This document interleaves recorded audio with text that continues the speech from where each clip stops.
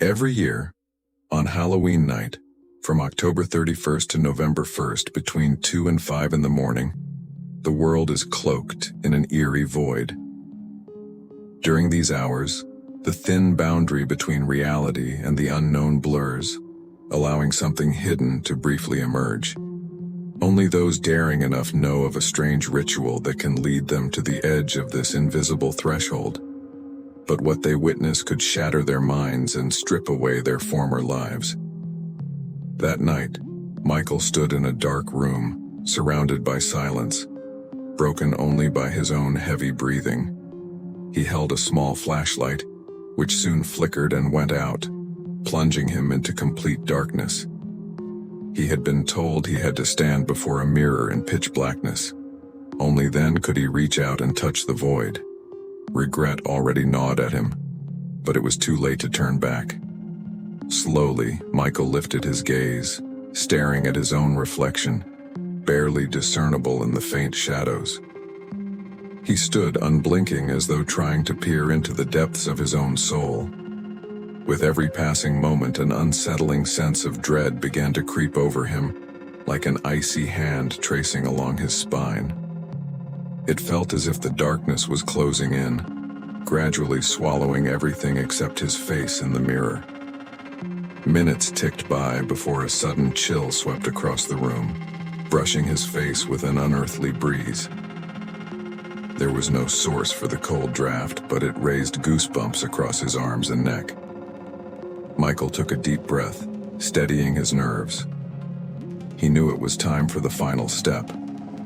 He slowly raised his right hand, placing it against the mirror. In a trembling whisper, he murmured, "I give my consent."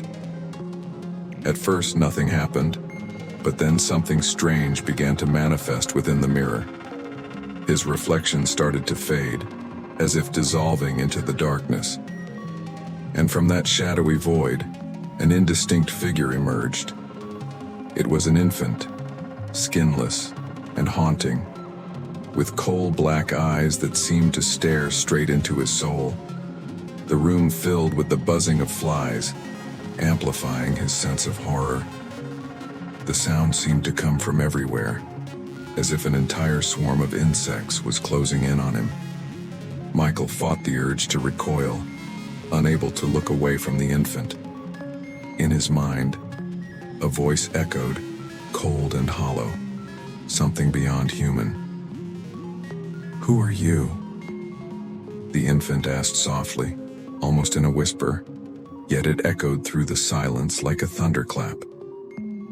Michael gathered his thoughts and tried to answer, but each word felt like a struggle, as though invisible hands were wrapping around his throat. The infant continued to ask questions about his life, his fears, his deepest desires.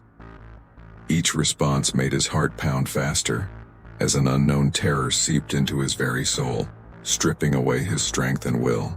When he answered incorrectly, a wave of pain tore through his body, as though something essential had been ripped from within.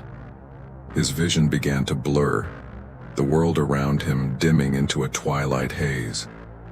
With each wrong answer, he felt himself losing pieces of his senses. First, his hearing dulled, then sense faded, leaving him trapped in silent, empty darkness.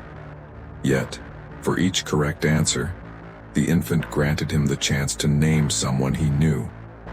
Michael didn't understand the purpose of this, but thinking it might save him, he listed one name after another, hoping it would somehow protect him. At last, as the buzzing flies and chilling whispers fell silent, the infant vanished, leaving Michael alone in the darkness. He tried to move, but his body refused to respond. A strange sensation filled his mind, as though he had left a part of himself before that mirror. When he finally managed to break away and turn on the light, the room appeared normal, yet an overwhelming emptiness had settled deep within him. The next morning, when Michael woke, hazy memories surfaced of the people he had named during the night. Their faces, twisted in agony and terror, rose unbidden in his mind, filling him with a growing sense of guilt. He learned from the news that those people had been found dead, mutilated, and robbed of their eyes. This horrifying secret remained locked in his soul, and from that night on, every mirror became a haunting reminder of the night that had stolen part of his life and peace.